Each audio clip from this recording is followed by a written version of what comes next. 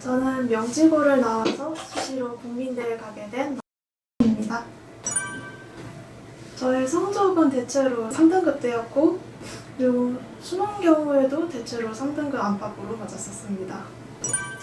주로 공부는 학교에서 이제 수업 듣는 걸 위주로 했고 나머지는 EBS 인강이나 자습으로 대체했습니다. 내신과 수능 공부는 따로 분리해서 하진 않았습니다.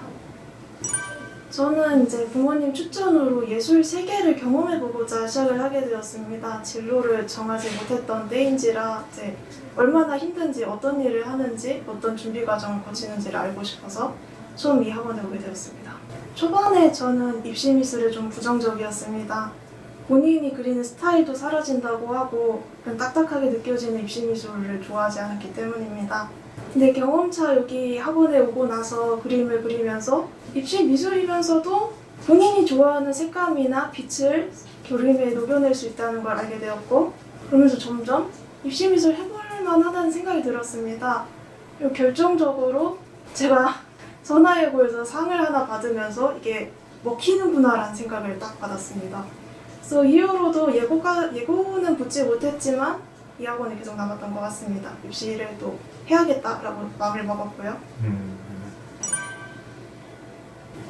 저는 시기와 관계없이 거의 일정하게 6타임 정도를 나왔었습니다. 저는 어느 정도 실기가 받쳐주고 있는 상태였기 때문에 주로 이제 공부와 병행을 하면서 실기를 했습니다.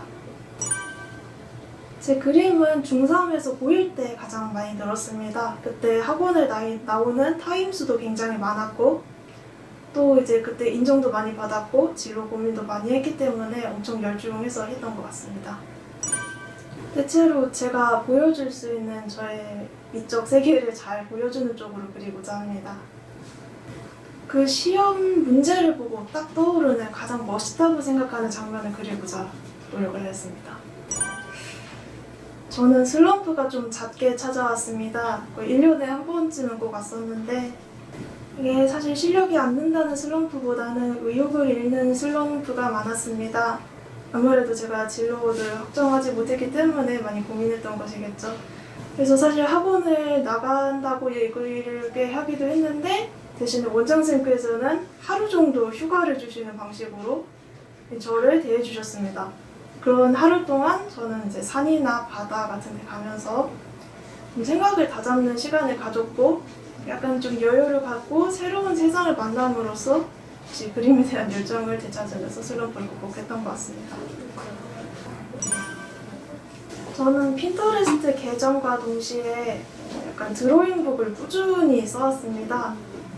핀터레스트에 보면 정말 독특하게 재료 사용하시는 분이 많은데 거기서 아이디어를 얻고 필요한 재료는 문구점이나 화방에서 구하고 드로잉북에 실험하는 방식으로 많은 연구를 했습니다. 주로 관심 있는 분야는 재료 다루는 것뿐만이 아니라 색감 혹은 빛을 다루는 방법, 공간을 조성하는 방법 등등이 있었습니다. 저는 동양화나 서양화를 둘 다 좋아해갖고 또 그림에서 어떻게 화면을 조형하는지 좀 관심 있게 봤었습니다. 특히 관심 있던 부분은 어떻게 생략하는가였어요.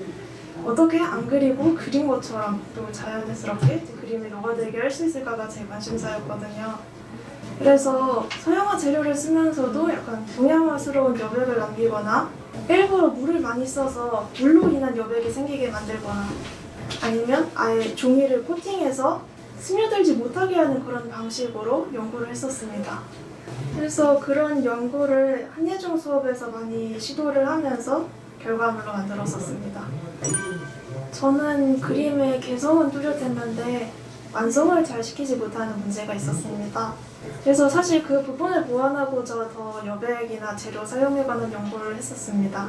물론 끝까지 완전히 해결이 되진 않았지만 인정받는 수준으로까지는 어느 정도 보완을 할 수 있었습니다. 저는 오랜 기간 실기 준비를 하면서 실기가 어느 정도 안정화되었기 때문에 더 급한 공부에 치중을 하기 위해 공부를 7, 실기를 3 정도로 했던 것 같습니다. 전 국민대 수시여서 1차, 2차 했었는데 1차는 잘 기억이 안 납니다.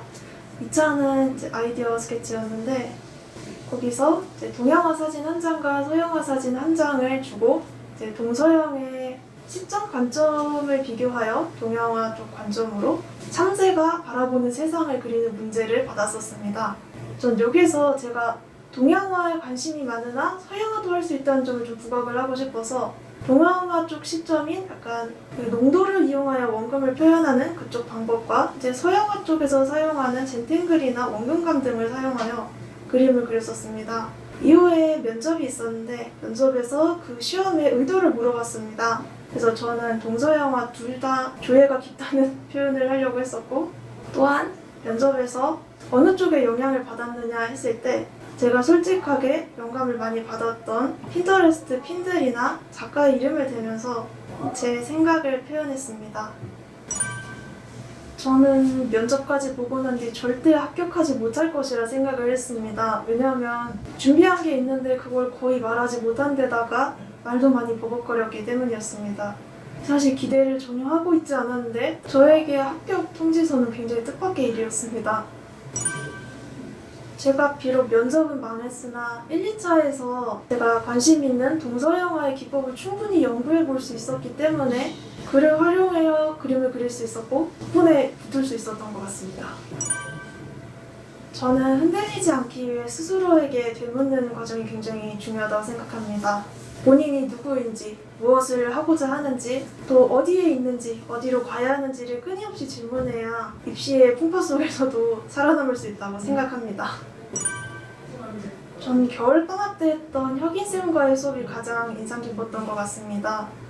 사실 중3 때 이후로 입시에 대한 강박이 남아있어서 많이 불편했고 부담스러웠는데 혁인쌤께서는 되게 입시스럽지 않은, 예를 들어 2m짜리 그림을 그리기 위해 기획을 하고 사진을 촬영하러 간다거나 아니면 야외 수업을 하거나 다들 모아놓고 다큐를 들어주는 등 이제 약간 환기를 할 수 있는 기회를 많이 줬기 때문에 학원에 나온 부담을 많이 줄여주셨던 것 같습니다. 저는 그렇게 봤던 다큐나 2m짜리 수업이 오히려 더 제 진로를 더 정하는 데 많은 도움이 되었고 앞으로의 방향성도 확고히 하는 데 도움이 되었습니다. 사람 인에는 장점이자 단점인 것이 하나 존재한다고 생각합니다. 그것은 바로 너의 스타일은 인정하되 기본은 깔고 가라입니다. 여기서 좀 문제가 되는 것은 스타일을 인정한다는 점인데 안타깝게도 자신의 주장이 없거나 혹은 의욕이 없는 사람들은 아무리 학원에서 준비를 해준다 하더라도 배워갈 수 있는 것이 전혀 없습니다. 학원에서 해줄 것이 아무것도 없는 것이죠. 그래서 사실 끝까지 길을 찾지 못한 사람은 나가는 것도 좀 봐왔습니다. 하지만 본인의 스타일이 있다면 이건 얼마든지 장점이 될 수 있습니다. 작가를 소개해주기도 하고 같이 영화나 전시를 보러 가기도 하면서 그림의 방향에 관해 많은 얘기를 해주니까요. 아마 제가 이 학원을 다니지 않았다면 이 정도로 많은 정보를 접하지 못했을 겁니다. 이렇게 스타일을 인정하되 기본을 깔고 가자는 점이 이 학원의 큰 장점이자 또한 단점이 될 수 있다 생각합니다. 본인이 가고 싶은 길을 가십시오. 단 기본은 지키면서. 이게 얼마나 중요한지 저는 4년의 입시 동안 깨달았기 때문에 여러분들에게도 꼭 해주고 싶습니다.